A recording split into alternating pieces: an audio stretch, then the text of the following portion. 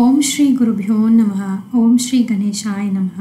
మాఘపురాణంలోని 2వ అధ్యాయం గురించి తెలుసుకుందాం. కిందటి అధ్యాయంలో మునులందరూ చేరి సూతమహామునిని మాఘపురాణం గురించి వివరించమని అడుగుతారు. ఈ అధ్యాయంలో దిలీప మహారాజు గారి గురించి తెలుసుకుందాం. దిలీపుడను ఒక మహారాజు అనేక యజ్ఞ యాగాది క్రతువుల్లో నడిచిన గొప్ప పుణ్యాత్ముడు. అతడు తన రాజ్యమందలి ప్రజలను తండ్రి వలె అన్ని విధములుగా కాపాడుచుండెను. ఒకనాడు ఆ భూపాలునకు వేట నిమిత్తం అడవికి పోవాలననే కోరిక కలిగింది. మనసును కలిగిన కోరికను ఎట్టి వారలకైనను నెరవేర్చుకున్నట సహజమే కదా. ఆ విధంగానే దిలీప మహారాజు వేటకు పోవ నిశ్చయించి వేటకు కావలసిన సమస్త వస్తువులను సిద్ధం చేసి వేట దుస్తులు ధరించి సైన్య సమేతుడై వెళ్ళెను. దిలీపుడు వేటకు వెళ్లిన అడవి క్రూర మృగములతో నిండి ఉన్నది. ఆ క్రూర జంతువులు సమీపమందున్న గ్రామములపై పడి పశువులను మనుష్యులను చంపి నానా బీభత్సాలు చేస్తున్నాయి. దిలీపుడు అడవిలో మాటు వేసి మృగములను చంపుతున్నాడు. తన పరివారం కూడా మృగములను మట్టు పెడుతున్నారు. ఇలా కొన్ని రోజుల వరకు అడవిలో ఉండి అనేక క్రూర జంతువులను చంపారు. ఒకనాడు ఒక మృగాన్ని బాణం వేసి కొట్టారు. ఆ బాణాన్ని తప్పించుకుని ఆ మృగం పారిపోయింది. దిలీపుడు పట్టు విడవక దాని వెంట పరిగెత్తాడు. అతని వెనుక పరివారము పరిగెడుచుండగా ఆ మృగము ఒక ఈకారణ్యమును ప్రవేశించింది. అప్పటికి దిలీపుడు అలిసిపోయినందున దాహంచే నాలుక ఎండిపోతుంది. నీటి కొరకు పరివారమంతా వెతుకుతున్నారు.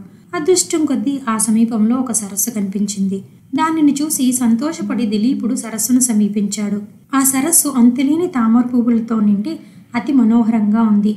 దిలీపుడు అతని పరివారము తృప్తిదీరా నీరు తాగారు. గట్టుపైన ఉన్న వటవృక్షం క్రింద అలసటి తీర్చుకొంచుండగా దిలీపుడు వేటలో చెల్లాచెదురుగా తరిమేసిన పులులు, సింహాలు, అడవి పందులు మొదలగు జంతువులు కూడా ఆ సరస్సు వద్దకే వచ్చి చేరాయి. దిలీపుడు అతని పరివారము వాటిని చూసి గురిపెట్టి బాణములు వేసి చంపారు. దిలీపుడు సంతోషించి వాటి చర్మాలను ఒలిపించి తన నగరమునకు బయలుదేరి వెళ్ళిపోచుండెను. ఆ విధంగా ఇంటి మొహం వెళుతున్న సమయమున మార్గమందు ఒక సద్బ్రాహ్మణుడు ఎదురయ్యాడు.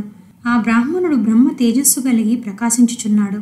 ఆ విప్రుని చూడగానే దిలీపుడు ఆగి నమస్కరించి చేతులు జోడించి నిలబడ్డాడు. ఆ బ్రాహ్మణుడు క్షణమాగి ఆ రాజును గాంచి ఇతని ముఖవర్చస్సు చూడగా గుణవంతుని వలె ఉన్నాడు. ఇతనికి ఏదైనా ఉపకారం చేయటం మంచిది అని మనసులో తలచి, మహారాజా, శుభకరమైన ఈ మాఘమాసంలో సరస్సు దగ్గరలో ఉన్నను, అందులో స్నానం చేయకుండా ఇంటికి పోతున్నావేంటి?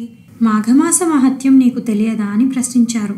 ఆ బ్రాహ్మణుని మాటలకు దిలీపుడు ఆశ్చర్యపడి ఆ వృద్ధ బ్రాహ్మణుని చూసి, విప్రోత్తమా, అటులు ప్రశ్నించారేమిటి అని ఆశ్చర్యంతో పలికాడు. పరమ పావనమైన మాఘమాసం కదా ఇది అని జ్ఞాపకం చేస్తున్నానంతే అన్నారు. చిత్తము స్వామి, నాకు గుర్తులేదు. రాజప్రసాదమునున్న పురోహితులు చెప్పియుందురు.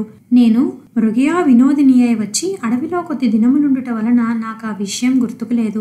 కావున మాఘమాస మహత్యమును ఎరిగింపవలసినదిగా ప్రార్థించుచున్నానని దిలీపుడు కోరుకున్నాడు. ఆ బ్రాహ్మణుడు దిలీపుని దీవించి, రాజా, సూర్యవంశపు గురువైన వశిష్ఠుల వారు అప్పుడప్పుడు మీ కడకు వచ్చుచుండును కదా, అందువలన మాఘమాస మహత్యమును గురించి తెలుసుకొనుము. ఆ మహామునికి తెలియనిదేదీ లేదు, కాబట్టి వారినే సంప్రదించండి అని చెప్పి బ్రాహ్మణుడు తన దారిని తాను వెళ్ళిపోయాడు. దిలీపుడు తన పరివారంతో నగరాన్ని చేరుకున్నాడు.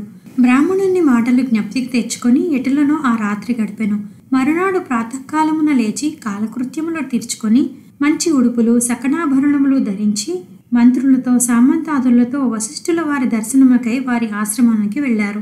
ఆ సమయంలో వశిష్ఠుల వారు తపమాచరించుచున్నారు. శిష్యులు వేదపఠనం గావించుచున్నారు.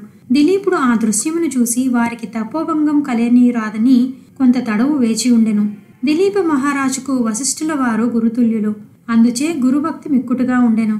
కొంతసేపటికి వశిష్ఠుడు తపస్సు నుండి లేచి రాజును కుశల ప్రశ్నలడిగి ఉచితాసనపై కూర్చుండబెట్టి వచ్చిన రాజును కారణమేమి అని అడిగాను. దిలీపుడు వశిష్ఠునితో, ఋషి సత్తమా, తమ వలన నేను అనేక రాజధర్మములను, పురాణ ఇతిహాసములను విని సంతుష్టనైతిని. కానీ మాఘమాస మహత్యము గాని దాని ధర్మములు గాని తెలియనందున ఆ విషయములు తమ నుండి తెలుసుకొనగోరుచున్నాను గాన పరమ పావనము మంగళప్రదము అయిన మాఘమాస మహత్యమును వివరించవలసిందిగా కోరుతున్నాను అని అడిగాను. సరే మహారాజా, నీవు కోరిన కోరిక సమంజసమైనది. మాఘమాసము యొక్క మహాత్యము ప్రతి ఒక్కరూ తెలుసుకొని తరించవలసిన యావశ్యకత ఎంతైనా ఉన్నది. మాఘమాసము యొక్క మహాత్యమును వర్ణింప నాకు కూడా సఖ్యము కాదు. ఇతర దినములలో చేయు క్రతువులు గాని యాగములు గాని ఇవ్వనంత ఫలము కేవలం మాఘమాసంలో చేయు నదీ స్నానము వల్ల గొప్ప ఫలము కలుగును. అటువంటి ఫలమునిచ్చు మాఘమాసము అన్ని విధముల శుభప్రదమైనది గాన ఈ మాఘమాసమునందు చేయు నదీ స్నానము వలన మనుషుడు పుణ్యాత్ముడు అగుచున్నాడు. అంతేకాదు మాఘము అన్ని విధాల పుణ్యప్రదమైనది. అంతేకాక పుణ్య కార్యము వలన స్వర్గలోక ప్రాప్తి తాత్కాలికంగా కలుగును గాని మాఘమాసంలో సంపాదించిన ఫలము వలన శాశ్వత స్వర్గలోక ప్రాప్తి కలుగును. ఇంతకన్నా మహత్తు గలది మరొకటి లేదు అని ఆ విశేషాలను చెప్పనారంభించెను. ఇంతటితో మాఘపురాణంలోని 2వ అధ్యాయం సమాప్తం. వచ్చే అధ్యాయంలో వింధ్యా పర్వతం యొక్క విశిష్టతను గురించి తెలుసుకుందాం.